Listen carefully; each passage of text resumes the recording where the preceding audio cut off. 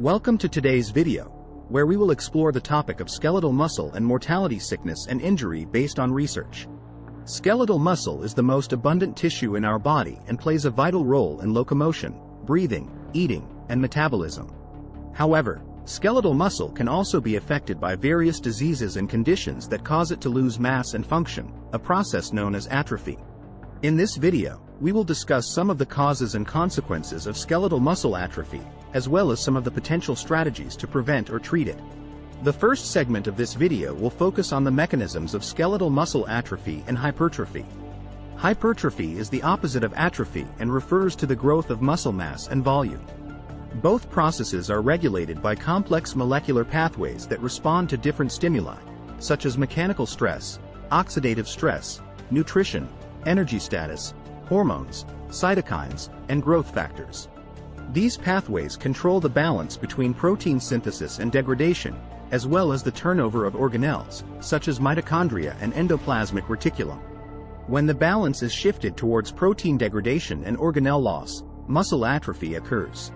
When the balance is shifted towards protein synthesis and organelle biogenesis, muscle hypertrophy occurs. The second segment of this video will focus on the clinical conditions that can induce skeletal muscle atrophy.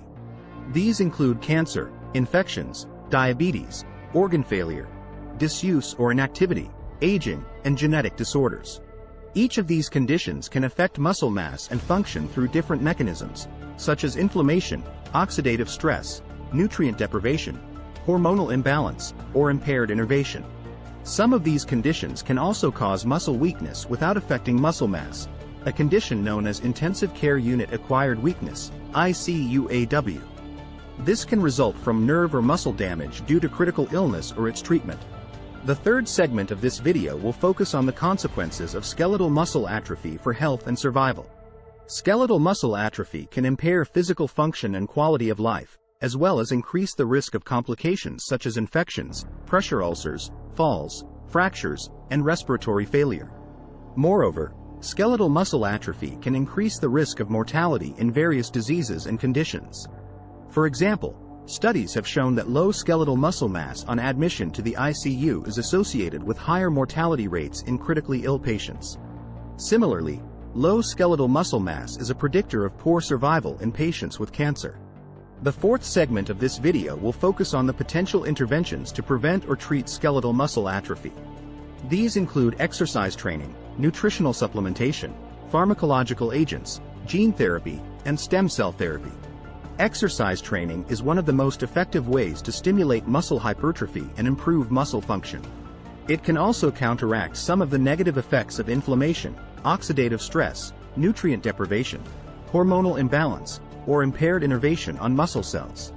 Nutritional supplementation can provide essential amino acids and other nutrients that support muscle protein synthesis and organelle biogenesis. Pharmacological agents can target specific pathways that regulate muscle mass and function, such as anabolic steroids or myostatin inhibitors. Gene therapy can introduce or modify genes that encode for proteins involved in muscle growth or maintenance. Stem cell therapy can provide a source of new muscle cells that can replace damaged or lost ones.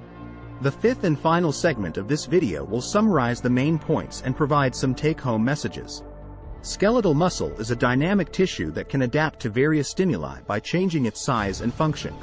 However, when these stimuli are detrimental or excessive, they can cause skeletal muscle atrophy, which can impair physical function and increase the risk of mortality in various diseases and conditions.